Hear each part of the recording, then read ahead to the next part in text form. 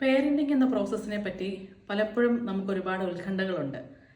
ഏറ്റവും നന്നായിട്ട് എങ്ങനെ എൻ്റെ കുട്ടിയെ പേരൻറ്റ് ചെയ്യാം, നല്ലൊരു കുട്ടിയായിട്ട് മാറ്റാം എന്നുള്ളത് നമ്മുടെ എല്ലാവരുടെയും ഒരാഗ്രഹമാണ്.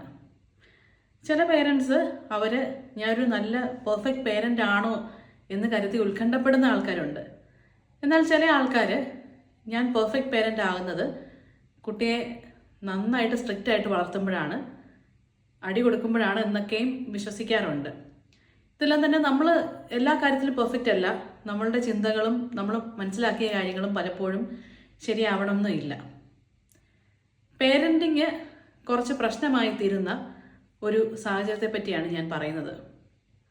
നമ്മൾ നോക്കിയാൽ കാണാൻ സാധിക്കും, ഒരു 18 വയസ്സ് 20, 25 ആ ഒരു ഏജ് ഗ്രൂപ്പിലൊക്കെയുള്ള ചില കുട്ടികളെ നമുക്ക് പരിശോധിച്ചാൽ അറിയാം, അവർ പഠിക്കാൻ പോകാനോ അല്ലെങ്കിൽ ജോലി ചെയ്യാനോ ഒന്നും തന്നെ തയ്യാറാവാതെ, ഒരു കോൺഫിഡൻസും ഇല്ലാതെ അവർ വീടുകളിലിരിക്കുന്ന സാഹചര്യമുണ്ട്.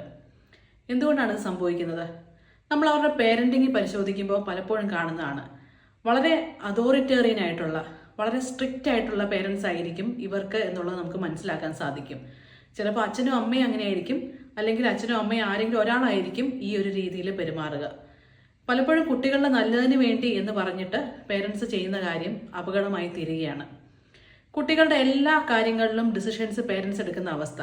കുട്ടി എന്ത് പഠിക്കണം, ആരോട് സംസാരിക്കണം, എവിടെ ജോലി ചെയ്യണം, ഇതെല്ലാം തന്നെ പേരൻസ് തീരുമാനിക്കാൻ തുടങ്ങുന്നു. കുട്ടിക്ക് ഒരു കാര്യത്തിലും ഒരു വോയിസ് ഇല്ലാത്ത അവസ്ഥ. ഏത് ഡ്രസ്സ് ധരിക്കണം, എല്ലാ കാര്യങ്ങളും പേരൻസ് തന്നെ അങ്ങ് മുൻകൂട്ടി അവനൊരു ബുദ്ധിമുട്ടുണ്ടാകേണ്ട, ഞാൻ തന്നെ ചെയ്യാമെന്ന് കരുതി, നല്ലതിന് വേണ്ടിയിട്ടെന്ന് കരുതി ചെയ്യുന്നു.